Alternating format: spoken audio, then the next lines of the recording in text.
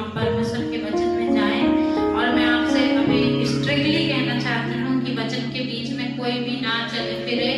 सब लोग परमेश्वर का आदर करते हुए, मेरा आदर नहीं करना है, परमेश्वर के वचन का आदर करते हुए अपने स्थान पर बैठना है। पानी पीना है तो एक बार पी लो, अगर आपको वॉशरूम जाना है तो जाके आओ, लेकिन बार बार नहीं चलना। परमेश्वर के भवन में जब हम हैं, जब हम उसके वचन को सुनने जा रहे हैं तो कैसे बैठना है?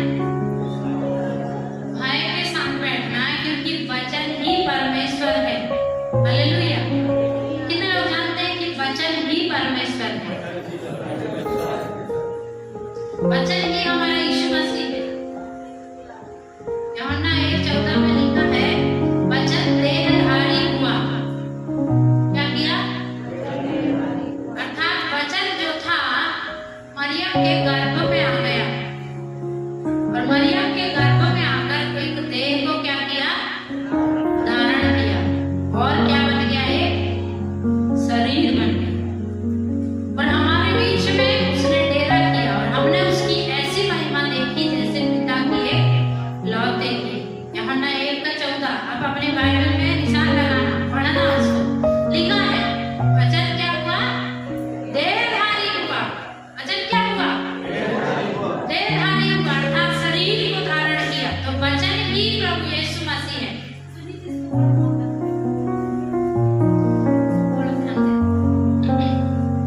तो वचन ही क्या है?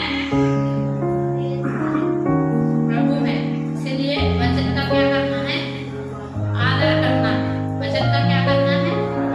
आदर करना है। वचन में जाने से पहले मेरे हृदय में कुछ बात है, मैं उसके लिए आपको बोलूंगी। जैसे बुधवार के दिन प्रार्थना रखी गई है, तो वचन में ऐसे लिखा है, अवसर को मूल्य जानो।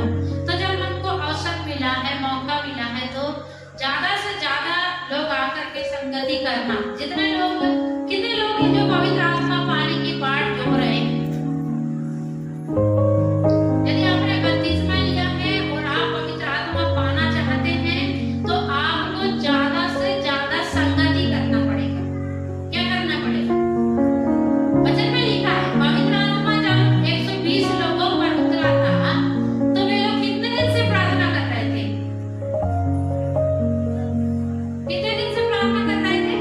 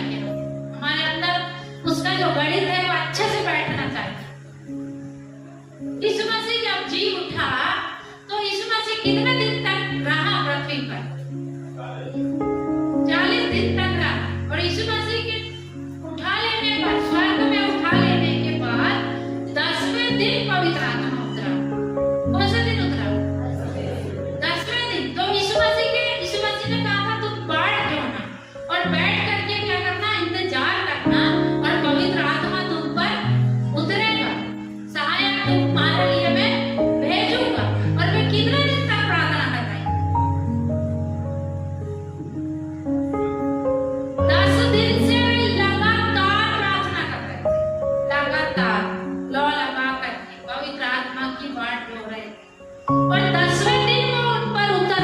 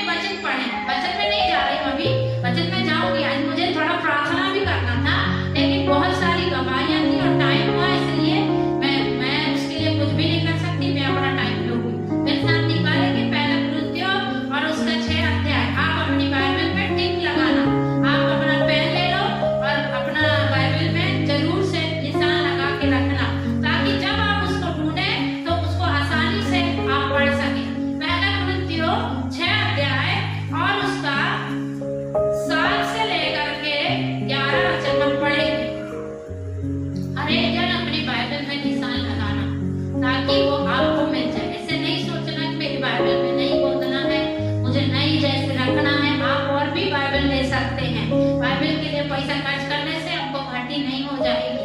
एक ही बाइबल सन 87 की अपने पास चिपका के नहीं रखना।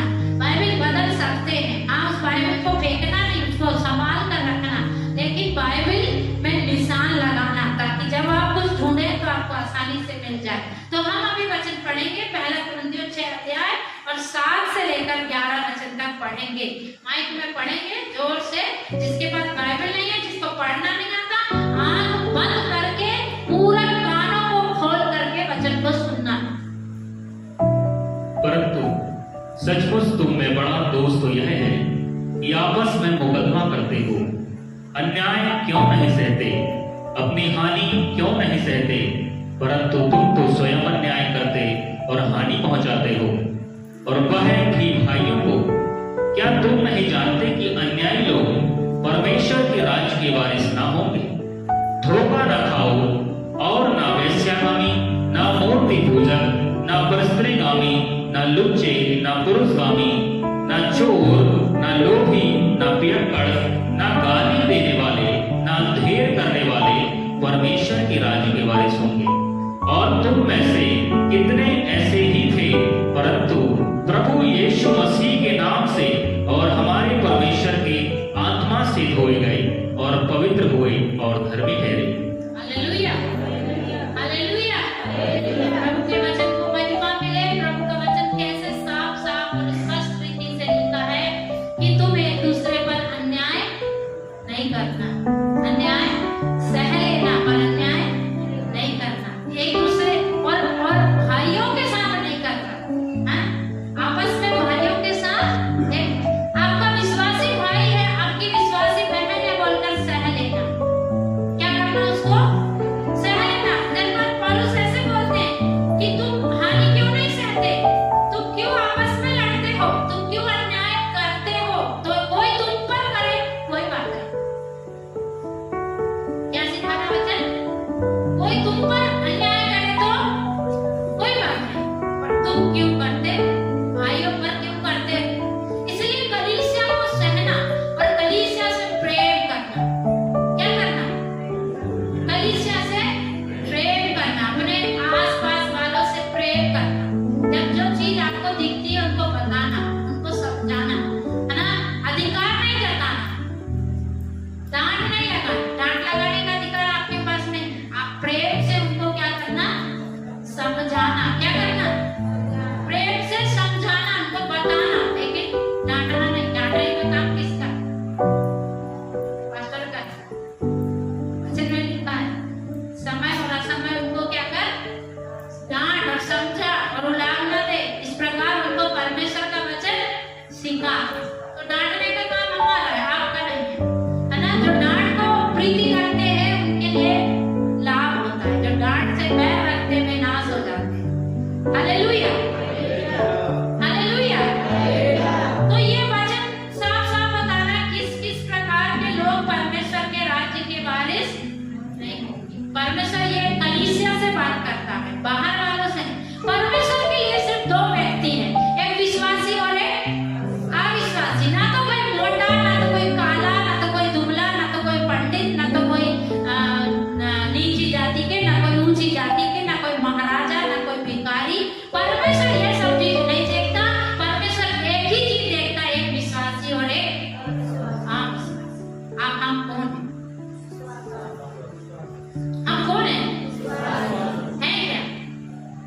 वचन में लिखा है जो विश्वास नहीं करेगा वो दोषी ठहर चुका है। जो विश्वास नहीं करेगा वो दोषी ठहर चुका है। हमको विश्वास करना है। क्या करना है? विश्वास करना है। इसी प्रकार के लोग परमेश्वर के राज्य के वारिस नहीं होंगे। वचन में लिखा तुम में से ऐसे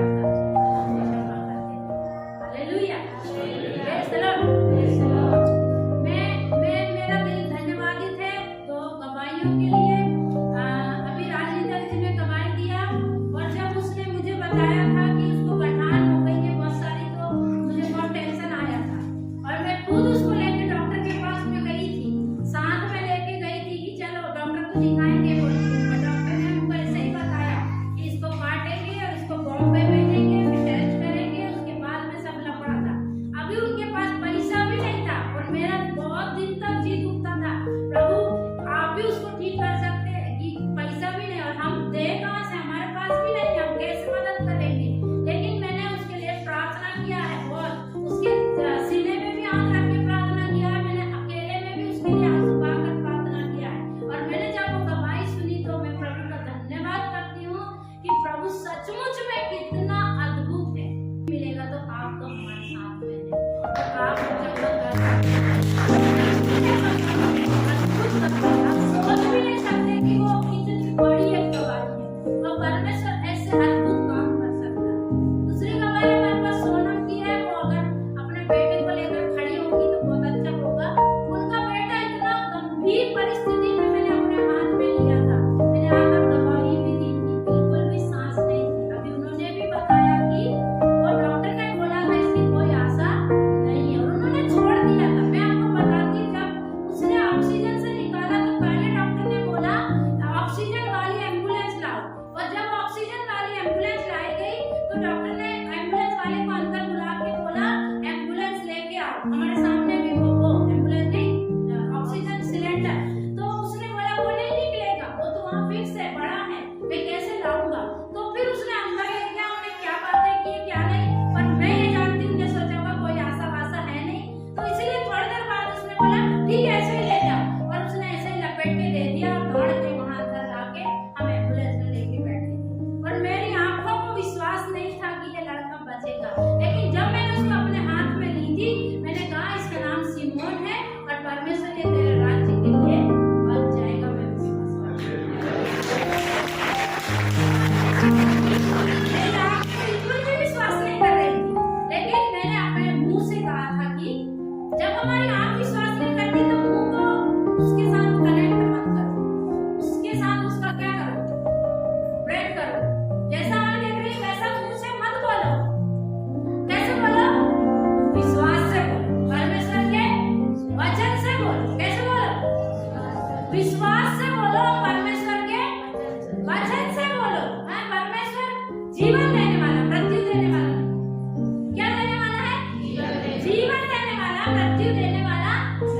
ये आंखों को मुंह से हमको दूर करना, जो आंख देखती उसको नहीं बोल, यही तो विश्वास है। यही तो आप क्या सोचते हैं जो आंख देख रही है वो हो जाएगा, वो हो रहा, तो वो विश्वास है क्या? नहीं है वो। आप जो नहीं देख रहे, जो हो ही नहीं सकता है, जब आप उसको मुंह से बोलने के लिए शुरू करते हैं उसको विश्वास कहते हैं और उससे परमेश्वर प्रसन्न होता है। और जब हम उस पर विश्वास नहीं करते हैं तो लिखा है कि हम दोषी ठहर चुके हैं। हालेलुया। प्रभु धन्यवाद करते हैं उस बच्चे के लिए। पूरी कलीसिया ने भी प्रार्थना किया और भी हमें उनके लिए प्रार्थना करना है, उस परिवार के लिए भी प्रार्थना करना है। परमेश्वर उस परिवार पर दया करे और वो फिर से प्रभु के साथ में अच्छी रीति से चलने पाए और शैतान के जाल से छूट जाए। सब कलीसिया उनके लिए प्रार्थना में रहना है। Hallelujah, hallelujah, praise the Lord, praise the Lord. तो इन बातों के द्वारा आप सबको सीखना है। अभी हम थोड़ी देर प्रार्थना में जाएंगे, प्रार्थना करेंगे, फिर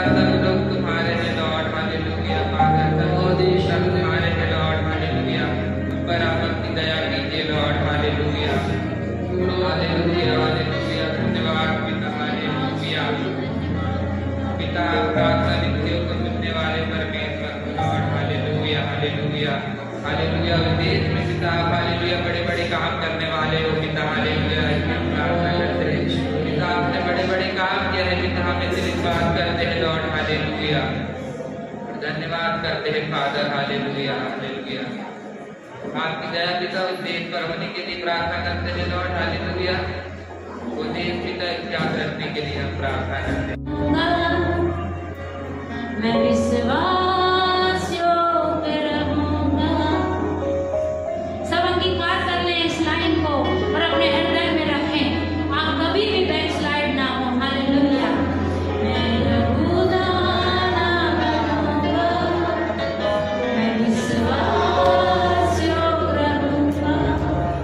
सताने पर, विपत्ति आने पर, बीमारी आने पर विश्वास करूंगा।